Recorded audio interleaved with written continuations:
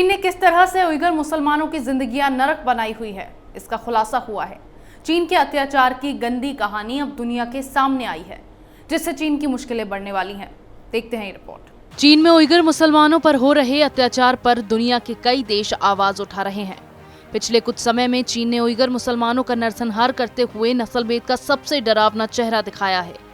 चीन में फंसे उइगर मुसलमानों की जिंदगियों को कैसे नर्क बनाया हुआ है, इसकी तस्वीर कैंपेन फॉर उइगर के एडवाइजरी बोर्ड के चेयरमैन तुर्दी होजा ने अपने लेख में दिखाई है।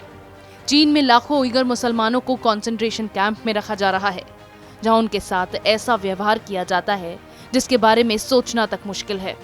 पिछले कई दशकों में चीनी सरकार खुले तौर पर उइगर और तिब्बती संस्कृति को नीचा दिखा रही है, जिससे आम लोगों में ऐसा संदेश जाए कि इससे जुड़े लोगों और रीति रिवाजों को उखाड़ फेंकने की जरूरत है।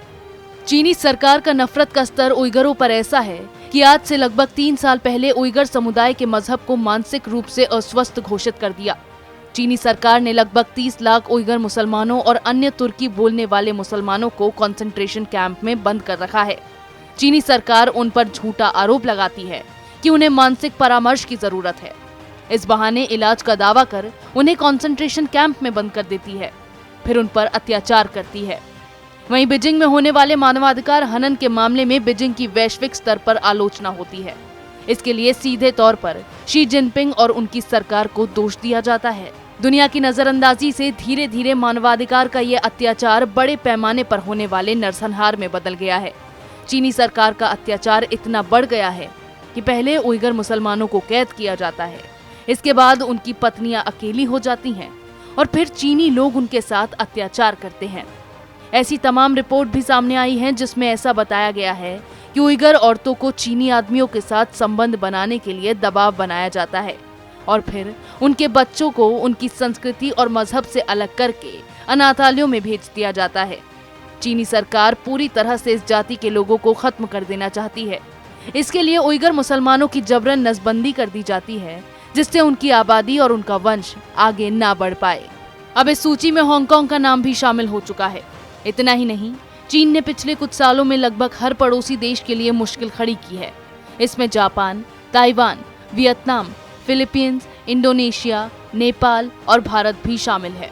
चीन के इस रवैये से दुनिया का हर देश आक्रोशित है। हांगकांग में पिछले साल से लोकतांत्रिक मांगों को लेकर काफी बड़े पैमाने पर विरोध हो रहा है, जिसे दबाने के लिए चीन ने हांगकांग पर ड्रैकोनियन सिक्योरिटी लॉ लागू कर दिया था। अपनी अत्याचारी तानाशाही के चलते चीन ने सब कुछ अपने मन मुताबिक तय कर लिया है, चाहे वे सस्ते मजदूर हो या अपने तौर तरीके से बढ़ाया हुआ बाजार हो या संयुक्त राष्ट्र संघ के सुरक्षा परिषद में अपने खिलाफ आवाज उठाने वालों को डरा धमका कर रखना हो। चीन ने ऐसा तकनीकी सेटअप तैयार कर लिया है जिसकी वजह से पश्चिमी हिस्से में रहने वाले 15 लाख उइगर मुसलमानों का जीवन नरक हो गया है। मुद्दा हांगकांग का हो या फिर चीन में रह रहे उइगर मुसलमानों का, अब दुनिया के कई देश इसे लेकर एक प्लेटफॉर्म पर आ गए हैं। हांगकांग में नए राष्ट्रीय कानून को लागू किए जाने के बाद ऑस्ट्रेलिया और ब्रिटेन ने चीन पर कार्रवाई की है और हांगकांग के साथ अपने प्रत्यर्पण संधि को रद्द कर दिया है।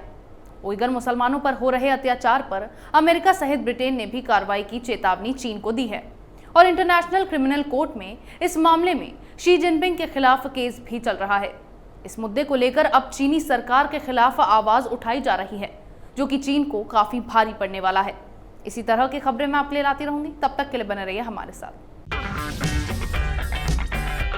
अगर आपको हमारा वीडियो पसंद आया हो तो इसे लाइक करें, हमारे चैनल को सब्सक्राइब करें और हाँ, बेल आइकन दबाना ना भूलें ताकि आप तक हमारे वीडियो की नोटिफिकेशन पहुंचती रहे। आप अपना सुझाव हमें कमेंट बॉक्स में दे सकते हैं। हमारे साथ जुड़ने के लिए शुक्रिया।